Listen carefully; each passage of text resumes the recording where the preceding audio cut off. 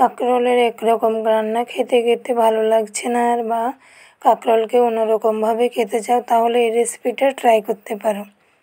তো নমস্কার বন্ধুরা, গৌরী রেসিপি অ্যান্ড ব্লগ চ্যানেলে নতুন আরেকটা রেসিপি দেখার জন্য সবাইকে অনেক অনেক স্বাগত। আশা করি সবাই ভালো আছো, আমিও ভালো আছি। তো চলো রেসিপিটা শুরু করা যাক। তো আমি দুটো কাঁকরোল নিয়েছি, তোমরা প্রয়োজনে আরও নিতে পারো।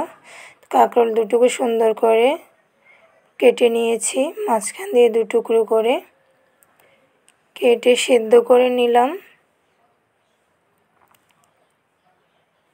তো আজকে আমি বানাবো কাঁকরোলের পুর। তো মাঝখান থেকে বিচিগুলি বের করে নিয়েছি, আর এখানে নিয়ে নিলাম কিছুটা আদা, সর্ষে গুঁড়ো করে নিলাম, নারকেল কোড়া, কাঁচা লঙ্কা কুচি আর পেঁয়াজ কুচি।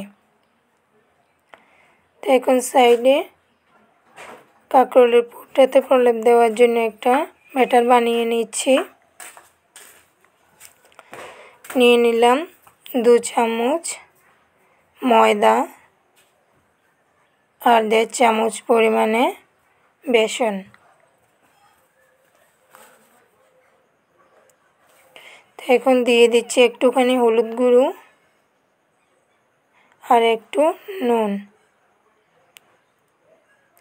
সুন্দর একটা কালারের জন্য দিয়ে দেব একটুখানি লঙ্কার গুঁড়ো।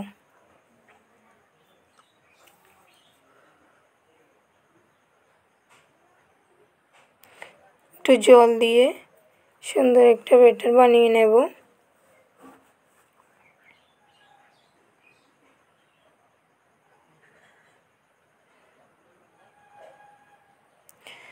আর এদিকে আমি কাঁকরোলের যে বিচিগুলো বের করে নিয়েছিলাম ভেতর থেকে, ওগুলো হাত দিয়ে একটু মেখে নিচ্ছি যাতে একটু গোটা গোটা থেকে না যায়। কড়াইতে একটু তেল দিয়ে পেঁয়াজ কুচিটা দিয়ে দিলাম কাঁকরোলের পুরটা করার জন্য। এখন দিয়ে দিলাম নারকেল কোড়ো, তোমরা ডিম দিয়েও বানাতে পারো। তো আমি ডিম দিয়ে যেটা বানাই এটা অন্য একদিন শেয়ার করব।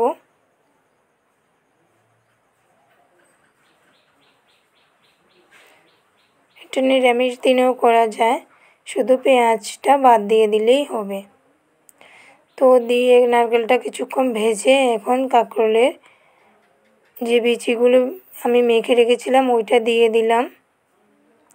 দিয়ে একটু দিয়ে দিলাম নুন, হলুদ, লঙ্কার গুঁড়ো, জিরে গুঁড়ো, ধনিয়া গুঁড়ো। বাস ভালোভাবে এটাকে ভেজে নেব। আর দিয়ে দিলাম কাঁচা লঙ্কা কুচিটা। তো আমার পুরটা রেডি, নামিয়ে নিলাম। একটু ঠান্ডা হয়ে যাওয়ার পর এখন পুরটা ভরে নিচ্ছি কাঁকরোলের ভিতরে। সুন্দরভাবে পুরটা ভরে নিতে হবে। তো আমি এইভাবে সুন্দরভাবে পুরটা ভরে নিলাম। তো কড়াইতে তেল গরমে দিয়ে দিলাম, দিয়ে যে ব্যাটারটা বানিয়ে রেখেছি ওইটাতে পুরটাকে কভার করে দিচ্ছি যাতে পুরটা বেরিয়ে না আসে। এখন একটা একটা তেলে ছেড়ে দেব। খুব ভালো লাগে এই রেসিপিটা কাঁকরোলের, আমি মাঝে মাঝেই করে খাই। তো আমি সবগুলো এইভাবে তেলে ছেড়ে দিচ্ছি।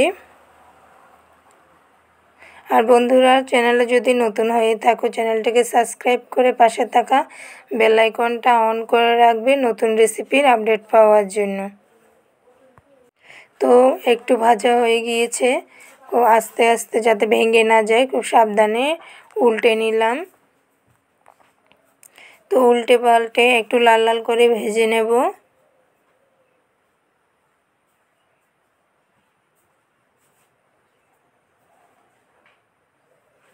তো আমার রেসিপিটা তোমাদের কেমন লেগেছে অবশ্যই কমেন্টে জানাবে। ভালো লাগলে একটা লাইক দেবে আর বন্ধুদের সাথে শেয়ার করবে। তো আজ এই পর্যন্ত, সবাই ভালো থেকো, সুস্থ থেকো, দেখা হবে নতুন রেসিপিতে। ততক্ষণের জন্য সবাইকে টাটা।